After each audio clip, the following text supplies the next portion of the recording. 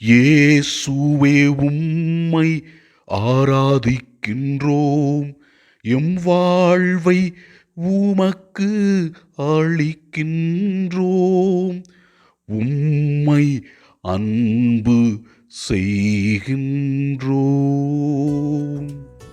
தாயாம் திரு அவை இன்று தூய அமலோற்பவ அன்னையின் திருவிழாவை சிறப்பிக்கிறது. ஆண்டவரே, தூய கன்னி மரியா வழியாக நீர் செய்கிற எல்லா அற்புதங்களுக்காக நன்றி சொல்லி உம்மை ஆராதிக்கின்றோம்.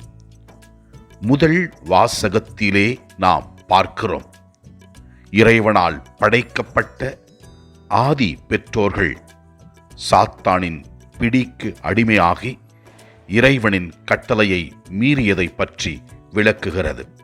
இதனால் இறைவன் இவ்வாறு அவர்களுக்கு கூறினார்: சாத்தானுக்கும் மனிதனுக்கும் இடையே பகையை உண்டாக்குவேன் என்று சொல்லி, அன்று முதல் இன்று வரை சாத்தானுக்கும் மனிதனுக்கும் எப்போதும் பகைமை இருந்து கொண்டே இருக்கிறது.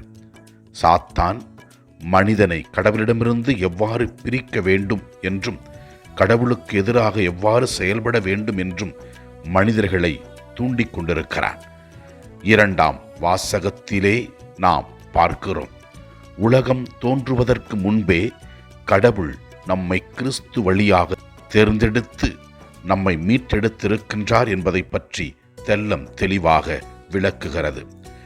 நற்செய்தி வாசகத்திலே கபிரியேல் தூதர் கன்னி மரியாவுக்கு தோன்றி, அருள் மிக பெற்றவரே வாழ்க, ஆண்டவர் உம்மோடு இருக்கின்றார் என்று வாழ்த்தினார். மேலும் இயேசு இந்த உலகத்தில் எவ்வாறு பிறந்து வல்லமையாக செயல்படுவார் என்பதை தெளிவாக விளக்கி காட்டுகிறது. இதோ ஆண்டவரின் அடிமை, உமது சொற்படியே எனக்கு ஆகட்டும் என்று சொல்லி அன்னை மரியாள் தன்னையே கடவுளுக்கு அடிபணிய செய்து கடவுளின் திட்டத்தை இந்த உலகத்திற்கு கொண்டு வந்தார். நாமும் நம்முடைய வாழ்க்கையில் இறைவனுக்கு ஏற்றவர்களாக வாழ அவரிடத்திலே ஜெபிப்போம். இறைவன் விரும்புவதை செய்கிற மக்களாக வாழ்வோம். ஆண்டவரை நோக்கி நம்முடைய தேவைகளுக்காக ஜெபிப்போம். எல்லாம் வல்ல இறைவன் தந்தை, மகன், தூய ஆவியார் நம் ஒவ்வொருவரையும் ஆசீர்வதிப்பாராக. இயேசுவுக்கு புகழ். மரியே வாழ்க. ஆமன்.